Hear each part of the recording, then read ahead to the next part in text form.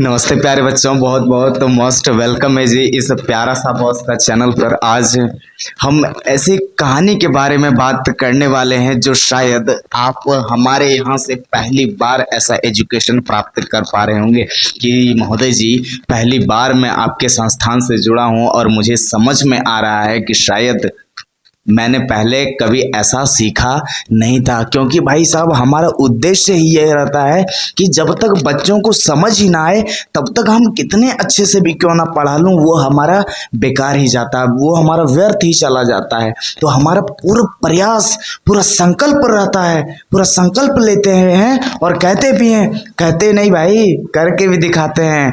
अब देखो, हम अपना टॉपिक पर बात करते हैं। ये हमारा साइमन कमीशन का टॉपिक है, ठीक ना। ये साइमन कमीशन ऐसा कोई कॉम्पिटिटिव का एग्जाम नहीं जिसमें साइमन कमीशन का प्रश्न ना पूछता हो, साइमन कमीशन का प्रश्न ना पूछता हो। क्योंकि भाई साहब, ये साइमन कमीशन एक ऐसी कहानी है, ये एक ऐसी घटना है जो सभी के दिलों को झकझोर कर रख देता है। उसके बारे में हम पूरा विस्तार से जानते हैं। सबसे पहले मैं समझूं भाई साहब कि साइमन कमीशन क्या था। आप लोगों के मन में ये सवाल चल रहा होगा कि सर, साइमन कमीशन क्या है, तो क्या था, तो क्या कहना है। साइमन कमीशन जो है एक क्या था, पहले बता भाई, तू बता, मैं तो जानता हूँ। साइमन कमीशन एक आयोग था। अगर किसी ने पूछ डाला कि भाई साहब साइमन कमीशन क्या था, एक आयोग था, आपको अभी समझ में नहीं आएगा, अब समझ में आएगा। देखो, जैसे कि मान लो आप स्कूल में अभी पढ़ाई कर रहे हैं, ठीक है। मान लो भाई साहब कि आप स्कूल में जो है पढ़ाई कर रहे हैं। अब जो है आपका स्कूल का पढ़ाई कैसे चल रहा है, कैसे नहीं चल रहा है, और वहाँ का जो मालिक है ना, वो कहीं और रहता है, मान लो विदेश में रहता है, ठीक है। वो विदेश में रहता है, तब क्या करेगा ना, वहाँ का वो मालिक सोचेगा ना, भाई साहब मास्टर लोग कैसा पढ़ा रहा है, प्रिंसिपल लोग बढ़िया से पढ़ा रहा है कि नहीं पढ़ा रहा है। तो उस स्थिति में जो है क्या करेगा, बोलेगा कि स्कूल को और अच्छा से अच्छा कैसे बढ़ाया जाए, मतलब स्कूल में और क्या सुधार होना चाहिए। तो इसको क्या बाहर बाहर से अगर आदमी को बुला लेगा तो स्कूल में सुधार आएगा क्या, नहीं आएगा। बाहर से आदमी को बुलाएंगे तब सुधार नहीं आएगा। हम जब तक छात्र को उसके बीच प्रस्तुत नहीं करेंगे, जब हम क्या कहते हैं, टीचर को जब तक हम उसके समक्ष पेश करेंगे नहीं, जब तक वो उसको हम वहां नहीं ले जाएंगे, तब तक वो बताएगा ना जी भाई, वो शिक्षक ही बताएगा कि यहाँ पर जो है भाई साहब देखिए, यहाँ बाथरूम अच्छे से नहीं बना है, वहाँ ये प्रॉब्लम है, वहाँ किचन नहीं बना है, प्रिंसिपल का जो एक कैबिन होता है वो नहीं हुआ है, अच्छे से काम जो है नहीं बना है, सब कुछ ऐसा कहेगा। अगर कोई बाहर वाला आदमी आ जाएगा तो उसको पता है जी कि कहाँ कहाँ कौन सी गड़बड़ है, कुछ क्या लगा हुआ है या क्या नहीं लगा हुआ है, ऐसा नहीं। उसको जो है जब तक घर वाला आदमी को जब तक हम उस में सदस्य में नहीं जोड़ेंगे तब तक कोई फायदा नहीं है। ठीक उसी प्रकार से भाई ये हमारा साइमन कमीशन था, ठीक ना। इस कहानी को हम स्टार्ट करते हैं। देखिए, सबसे पहले मैं बता दूं कि इस कहानी में ये साइमन कमीशन क्या था, एक आयोग था। क्या था, साइमन कमीशन एक आयोग था और इसमें जो है कुल 7 सदस्य थे, कुल 7 सदस्य थे। अभी सिर्फ जानकारी के लिए समझिए, बाकी हम इतना विस्तार से बताएंगे जो क्या कहना है।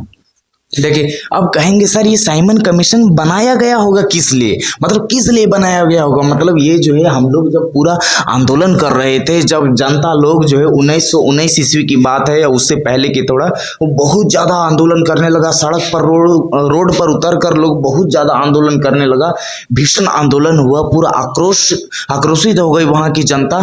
तब क्या हुआ, उस स्थिति में भाई साहब 1919 ईस्वी में अंग्रेजों ने, हम सभी जानते हैं पहले हमारे अंग्रेजों का शासन था ना, तब 1919 ईस्वी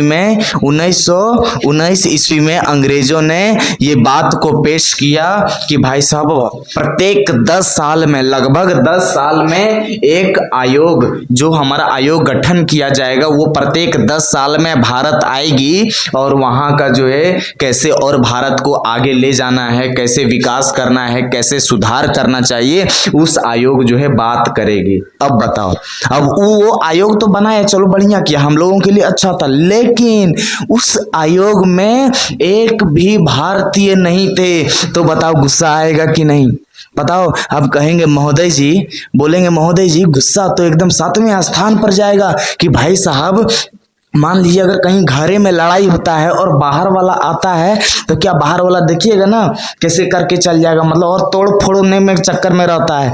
लेकिन नहीं, कोई बढ़िया इंसान रहेगा तो कहेगा कि हर घर में लड़ाइयाँ होती है तो इसका मतलब क्या, तुम हमको बांट दोगे, तुमको काट दोगे?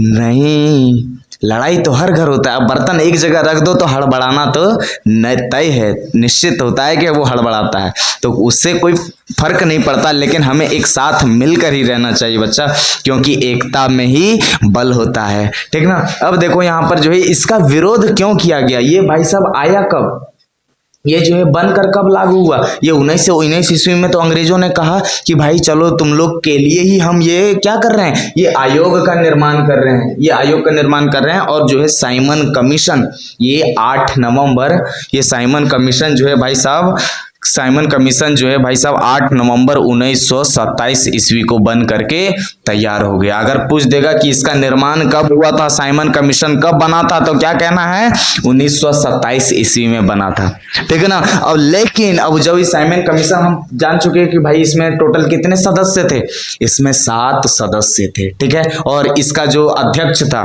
इसका अध्यक्ष अगर पूछ देगा इसका अध्यक्ष कौन था, तो क्या कहना है, इसका अध्यक्ष था sir John Simon, sir John Simon.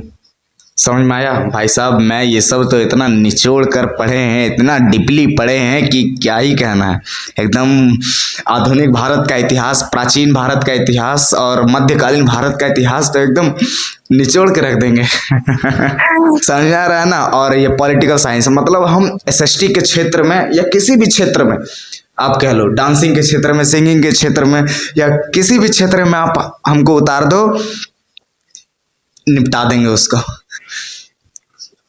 अब देखो अध्यक्ष सर जॉन साइमन, इसका अध्यक्ष अगर पूछ देगा साइमन कमीशन के अध्यक्ष कौन थे, तो क्या कहना है, सर जॉन साइमन। इसमें जो है अध्यक्ष सहित कुल कितने सदस्य थे, तो कितना सदस्य था, 7 गो सदस्य था। तो इसको कहेंगे भैया ये तो बढ़िया था, हमारे भारत देश के लिए तो अच्छा था कि नहीं था। लेकिन इसका फिर भी लोग भारतीय नागरिक क्यों विरोध करने लगे? इसका विरोध इसलिए करने लगे कि भाई साहब भारतीय नागरिक हैं हम, भारतीय नागरिक को झेलना पड़ रहा है कष्ट, और ये ब्रिटेन वाला आदमी सब 7 गो आ गया है और हमारे अनुसार वो चलेगा, मतलब वो हमारे लिए सोचेगा? नहीं सोचेगा। इसलिए जो है पूरा जम करके विरोध किया गया। और ये सबसे पहले मैं बता दूं, ये साइमन कमीशन जो है आया कब, 3 फरवरी 1928 ईस्वी को साइमन कमीशन भारत आया था, जो मुंबई क्षेत्र में था। बम्बई, अभी तो हमारा मुंबई हो चुका है, अभी हमारा क्या हो गया, मुंबई हो गया है,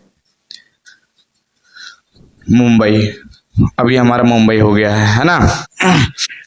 इसमें कह देगा 3 फरवरी 1928 ईस्वी को क्या, साइमन कमीशन भारत में आया था, यानी बंबई क्षेत्र में आया था। तब जो है इसमें पूरा देश भर में पूरा आंदोलन होने लगा, पूरा सड़क पर उतरकर लोग, जनता पूरा आक्रोशित होने लगी कि अब नहीं सहेंगे, अब चाहे जो होगा एकदम अब देखा जाएगा, आर नहीं तो पार की लड़ाई अब लड़ी जाएगी, आर नहीं तो पार की लड़ाई। अब जो है यहाँ पर क्या हुआ, ये इतना तो समझ में आ गया ना, फिर से मैं आपको समझा देता हूँ। ये साइमन कमीशन क्या था, साइमन कमीशन एक आयोग था जिसमें किसी भी, मतलब हमारे भारत देश को सुधार करने के लिए, एक विकसित दिशा की ओर जाने के लिए ये आयोग बनाया गया था। इसमें टोटल कितने सदस्य थे, अध्यक्ष सहित कुल 7 सदस्य थे। इसके अध्यक्ष कौन थे, सर जॉन साइमन थे। इसको जो है कब बनाया गया था, 8 नवंबर 1927 ईस्वी को बनाया गया था। ये जो भारत में कब आया था, 3 फरवरी 1928 ईस्वी में बंबई क्षेत्र में आया था। आपको एकदम कहानी जैसा समझ लेना है, आपको रट्टा नहीं मारना। हम कभी अपना बच्चा को कॉपी किताब लेकर के नहीं बैठाते, सिर्फ कहते हैं सुनना ध्यान से, सिर्फ सुनना ध्यान से, बस। इसके बाद तो तुम कमाल कर दोगे। किसी भी एग्जाम जब बैठोगे ना एग्जाम में, और कहोगे यार गजब, इतना छोटा छोटा क्वेश्चन दे दिया है। समझ में आ रहा है ना। अब देखो हम आगे बढ़ते हैं, मिटा देना।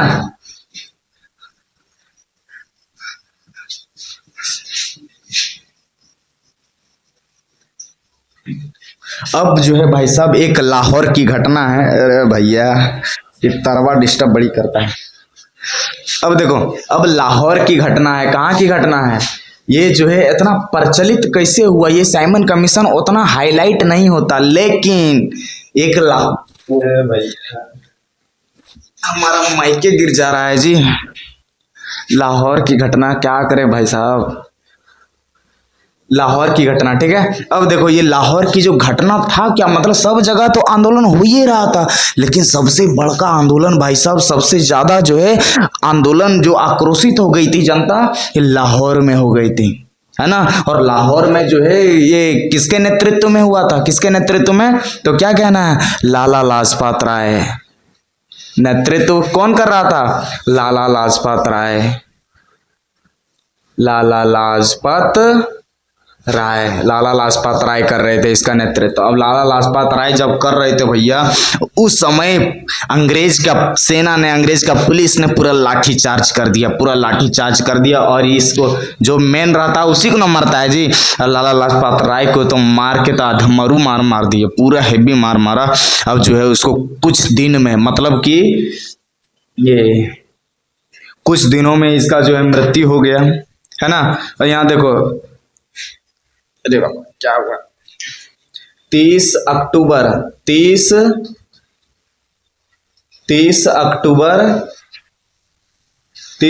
1928 ईस्वी को यहाँ पर आंदोलन हुआ था।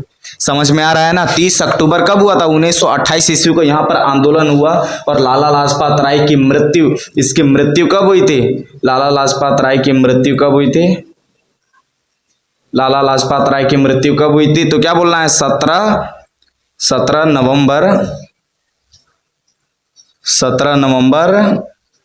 1928 को, 17 नवंबर, मतलब कुछ दिनों में इसकी मृत्यु हो गई, क्योंकि भैया इतना मार मारा है कि हालत खराब हो गया, लाला लाजपत राय की मृत्यु। अब सोचो हम लोग को थोड़ा सा भी कहीं चुट्टी काटता है ना, कहीं खोटा उठा काट लेता है, बाप रे बाप बॉडी दर्द कर रहा है, हो करते हैं कि नहीं, पूरा हालत खराब हो जाता है। अरे भैया इसको पीछे से लेके ऊपर से लेके नीचे तक इसको पूरा लाठिए से मारा। हम रहते ना, माँ कसम छोड़ते नहीं उसका।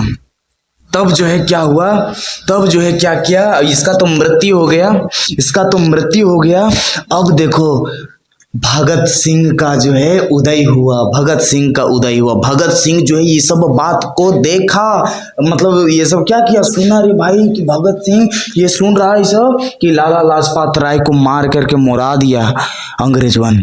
अब लाला लाजपत राय जो है इस आंदोलन से पूरा प्रेरित हुआ, पूरा प्रेरणा मिला कि जब तक उसको मारेंगे नहीं तब तक उसको छोड़ेंगे नहीं, तब तक हम चैन की सांस नहीं लेंगे। अब जो है उसका भगत सिंह का जितना भी दोस्त था, भगत सिंह का जितना भी, तीनों ही लोग दोस्ते हैं। देखो भगत सिंह का कौन कौन सा दोस्त था, एक राजगुरु और फिर सुखदेव, ठीक ना, राजगुरु और सुखदेव, सब तीनों जो है प्लान बनाया कि अब जो है जो पुलिस अधिकारी इसको मार के पूरा थैया दिया, मुरा दिया मार के, तो क्या हुआ, वो सब पुलिस अधिकारी की पहचान कर ली गई, इस सब तीनों के द्वारा पुलिस अधिकारी की पहचान कर ली कि ये आदमी जो है मारा है, एस्कॉर्ट का आदमी मारा है। तो क्या किया, ये सब जो है कहीं पर गया, अब लेकिन कहीं बंदूक का व्यवस्था करने लगा। ये लोग तीनों कहा कि जब तक इसका बदला नहीं लेंगे तब तक हम चैन से नहीं बैठेंगे। अब जो है इसके पुलिस अधिकारी को मारने का छोड़ के पुलिस अधीक्षक को मार दिया, मतलब बड़ा ये जो एसपी होता है ना, जो पुलिस का बाप होता है, वो एसपी को मार दिया। ला भैया अब पकड़ा गया ये लोग तीनों। अब तीनों को पकड़ाने के बाद कहा फांसी का ऑर्डर आ गया, कहा तुम्हारी अंतिम इच्छा क्या है बताओ, इन तीनों से पूछा गया।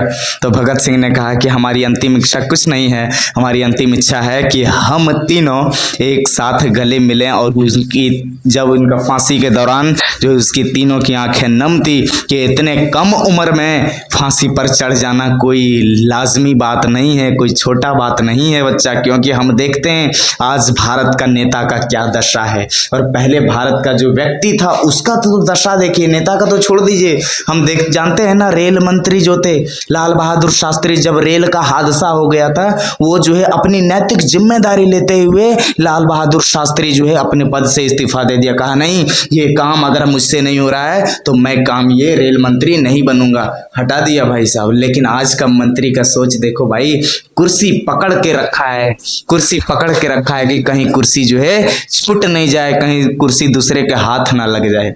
लोग आज नागरिक की बात नहीं कर रहे हैं, अपने परिवार की बात कर रहे हैं। हमारा परिवार, हमारा बेटा, हमारा बेटी अमेरिका में जाकर पढ़ना चाहिए, इंग्लैंड में जाकर पढ़ना चाहिए, और एक गरीब मजदूर का बच्चा सरकारी स्कूल में पढ़ेगा और एक प्लेट खिचड़ी और दाल खा के घर आ जाएगा, बस उतने काम है। मैं सभी व्यक्तियों को, मैं सभी छात्रों को ये संदेश देना चाहता हूं कि मैं अपने झारखंड के लिए बहुत ही अच्छा सोच रहा हूं, प्लानिंग चल रही है, लेकिन आपका भरपूर समर्थन होना चाहिए। यूट्यूब पर आप हमें सपोर्ट कीजिए। इसके बाद देखना पूरे मैं संकल्प लिया हूं, मैं आप सबों के सामने ये कहना भी चाहूँगा कि हमारा सोच को आप लोग सकारात्मक करने का काम करें। मैं आपके भविष्य का, आपके बच्चों के भविष्य का मैं हमेशा ख्याल रखूंगा, क्योंकि भाई साहब मैं कोई नेता नहीं हूं, मैं एक शिक्षक हूं, और एक शिक्षक कभी बात रहकर मुकरता नहीं है, वो पूरा करके रहता है, चाहे वो कुछ भी हो जाए। हमारी बातें पत्थर की लकीर है, पानी की लकीर नहीं। अगर यह वीडियो भाई साहब अच्छा से समझ आया होगा तो अपने दोस्तों के साथ अवश्य शेयर करना, और जैसा भी हो कमेंट में और भेजने का प्रयास करना कि और किस पर वीडियो बनाया जाए, क्योंकि हमारे पास भाई थोड़ा समय का अभाव है। मैं कभी आप सबों के सामने मैं नहीं जुड़ पाता हूं, जिसके लिए मैं क्षमा प्रार्थी हूं, लेकिन आप लोगों का प्रयास हमारा एक नई भरोसा, एक नई ऊर्जा के साथ आपके साथ फिर पेश करेगी जी। Thank you for this video, bye.